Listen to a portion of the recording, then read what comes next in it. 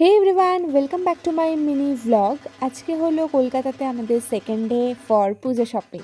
দুপুর দুপুর খাওয়া দাওয়া করে আমরা বেরিয়ে গেছিলাম বড়বাজার যাব বলে, কারণ আগের দিন আদি ইন্ডিয়ান থেকে মোটামুটি যা যা শাড়ি নেওয়ার ছিল আমরা নিয়েছিলাম, বাট কিছু বাকিও ছিল।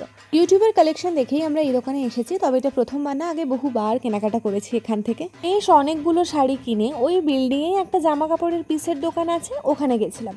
ওখান থেকেও আমরা সবসময় কেনাকাটা করে থাকি। বড়বাজারে কেনাকাটার পাট মিটিয়ে আমরা যাই সাউথ সিটি মল। তবে হ্যাঁ, সাউথ সিটি মল যাবো আর লিওন্সের গন্ধরাজ মোমো আর ফ্রাইড চিকেন খাবো না, এটা তো হয়ই না। তাই পেট আর মন দুটোকেই খুশি করিয়ে পৌঁছে গেলাম সাউথ সিটি মল।